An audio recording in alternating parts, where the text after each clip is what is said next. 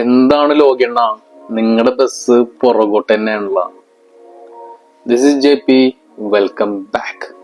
ഏറെ നാളത്തെ കാത്തിരിപ്പിന് ശേഷം ഈ വർഷം ഏറ്റവും കൂടുതൽ ആൾക്കാർ കാത്തിരുന്ന ചിത്രങ്ങൾ ഒന്നായിട്ടുള്ള the brand Lokesh Kanagaraj, super star Rajinikanth, one and only Anirudh, Coolie. Cinema പോലെ ഒരുപാടൊന്നും വലിച്ചു നീട്ടുന്നില്ല. കുറെ അവിടുന്നും ഇവിടുന്നും ഒരു കാര്യമില്ല. നിങ്ങളൊരു ലോകേഷ് കനകരാജ് സിനിമയുടെ ആരാധകനാണെങ്കിൽ ഈ സിനിമ നിങ്ങൾ അങ്ങനെയാണ് അപ്രോച്ച് ചെയ്യുന്നതെങ്കിൽ ഈ സിനിമ തീർച്ചയായിട്ടും നിങ്ങൾ നിരാശപ്പെടുത്തും.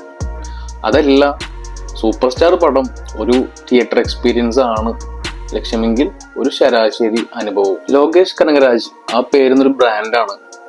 ആളുടെ സിനിമകൾ എന്ന് പറഞ്ഞിട്ടുണ്ടെങ്കിൽ ഒരു ആഘോഷം തന്നെയാണ്. എന്നെ പേഴ്സണലി പൂർണ്ണമായും തൃപ്തിപ്പെടുത്തിയിട്ടുള്ള സിനിമയാണ് വിക്രം. അതിനുശേഷം ലിയോക്ക് ഒരു കൊടൂര കാത്തിരിപ്പായിരുന്നു.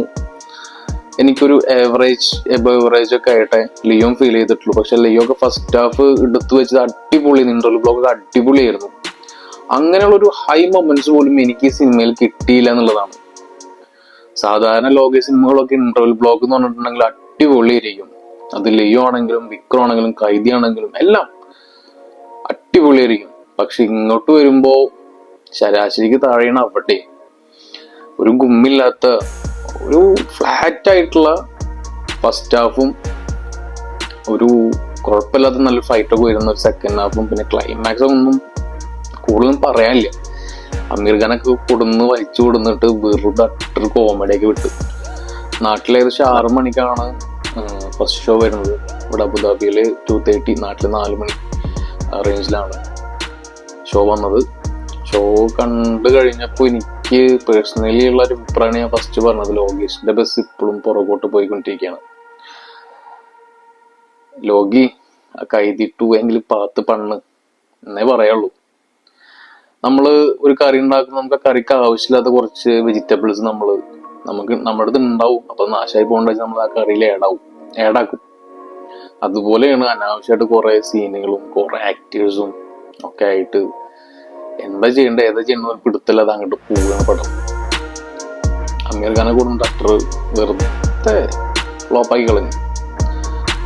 പിന്നെ നാഗാർജുന കിട്ടിയ റോൾ നൈസായിട്ട് ചെയ്തിട്ടുണ്ട്. ഫസ്റ്റ് ഹാഫ് ഒക്കെ ആളാണ് സ്കോർ ചെയ്യണത്.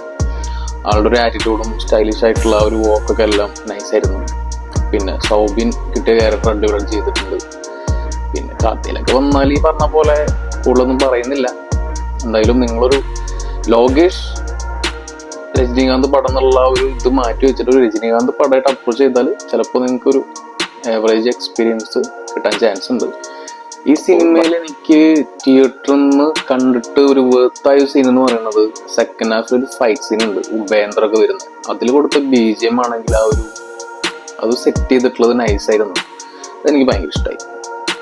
പിന്നെ അങ്ങനെ എടുത്തു പറയാനുള്ള ഹൈ മൊമെന്റ്സ് ഒന്നും ഇല്ല.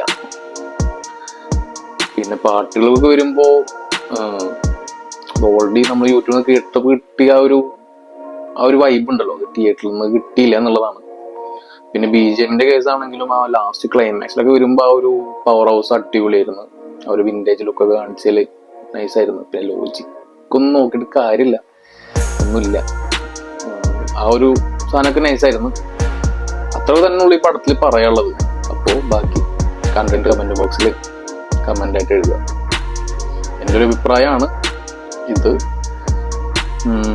എനിക്ക് ആവറേജിനും താഴെ, ശരാശരിക്കും താഴെ ഒരു ഔട്ട് ഓഫ് 5 2.75 ഒക്കെയാണ് റേറ്റിംഗ് ആയിട്ട് ഞാൻ കൊടുക്കുന്നത്. അപ്പോൾ മറ്റൊരു സിനിമയുടെ വിശേഷമായിട്ട് വീണ്ടും കാണാം. ബൈ.